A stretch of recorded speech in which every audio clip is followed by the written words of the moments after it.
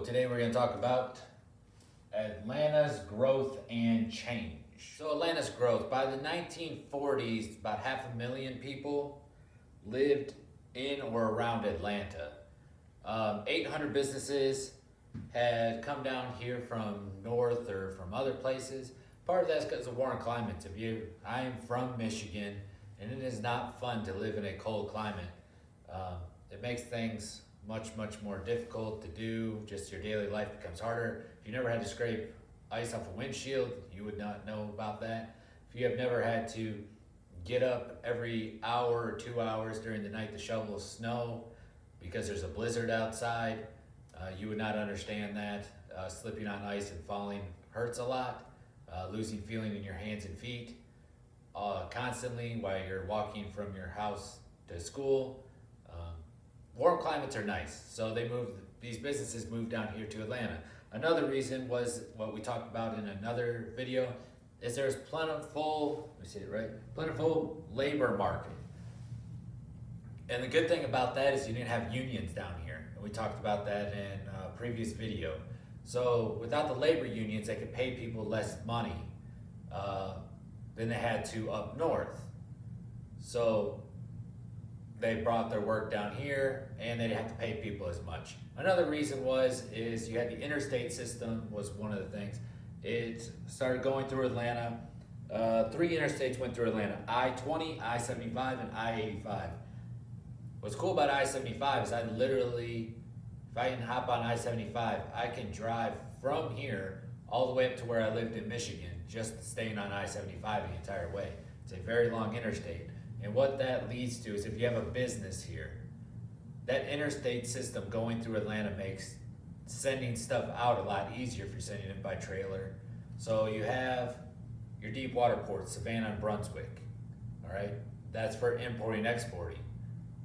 So you have the interstate system that can take stuff from Atlanta to your deep water ports, or from the deep water ports to Atlanta, and spread it all out by your semi-trucks, all right? So that helped out a lot of businesses with having to disperse their goods. I'm thinking of another word, but there's another word for it, but send out their goods. It made it a lot easier. And you also have the airport. So in Atlanta, in and around Atlanta, it was very, it looked well for new businesses because transportation was all right there. You weren't having to send it hundreds and hundreds of miles away.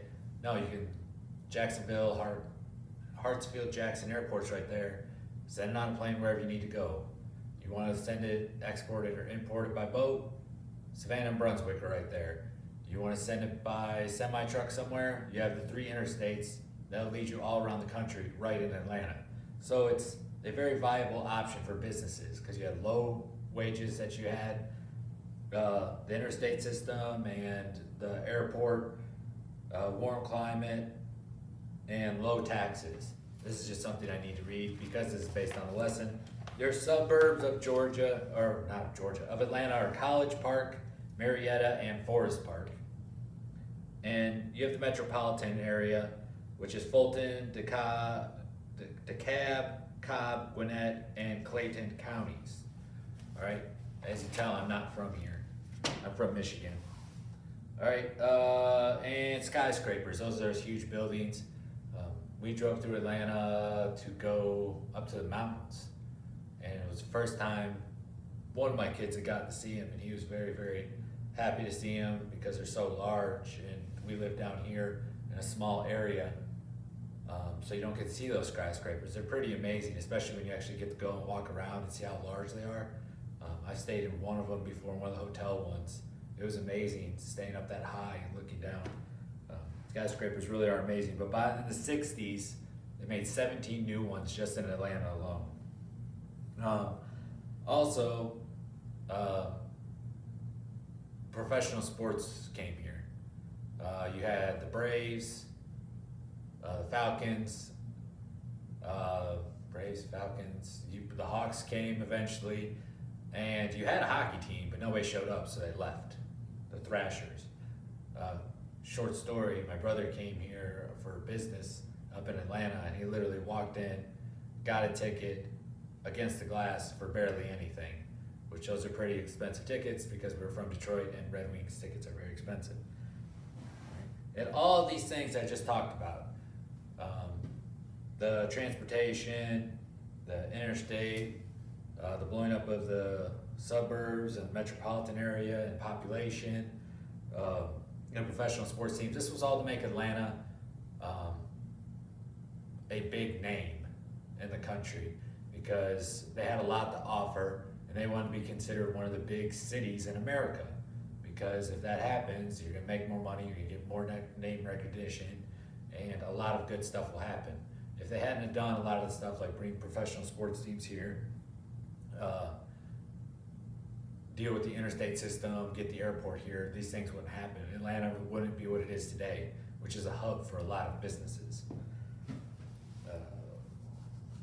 Some of the changes in Atlanta in the 1960s were African Americans started moving more into the city and white people moved out to the suburbs. So what that gave Atlanta is a black majority for the first time, I believe ever or in a long time. So this allowed them to get who they wanted when they voted. All right. So because they had the majority, they got to elect Helen Mankin. If I pronounced it wrong, sorry.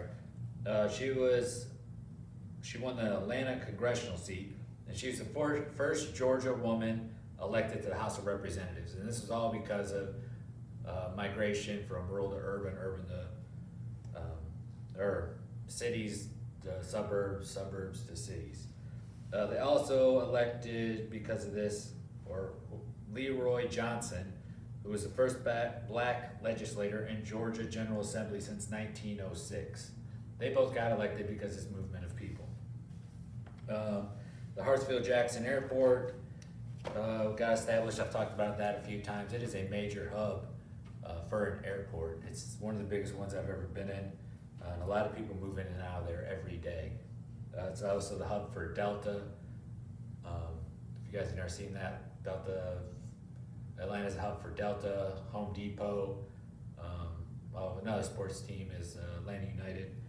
And Atlanta Dream is the girls basketball team, I believe, or the WNBA team.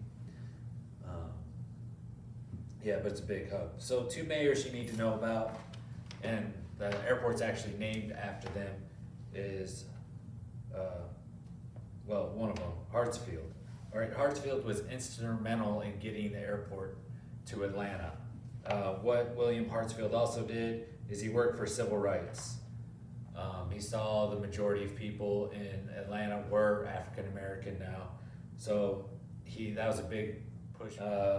He also had a saying for Atlanta. It was a city too busy to hate, and we'll talk about that in a later video. The other mayor you need to know about is Ivan Allen Jr. He instituted the mass transit system, which is called MARTA now. And what that helped is Atlanta became so large and had so many people in it that they needed a transit system. So he created it so you could get anywhere in the city a lot easier. You guys have ever had to travel through Atlanta? It is ridiculous at some points of the day. It is horrible. I hate driving through Atlanta so very much because there's always traffic. People are super rude. They cut you off. They weave in and out. So they created a mass transit system to get people around Atlanta a lot easier. He also brought pro sports here. He wasn't the reason for the Falcons choking all those years back. He's not the reason they're bad either, so please don't blame him. He also helped integrate schools. They actually led the way in it. All right.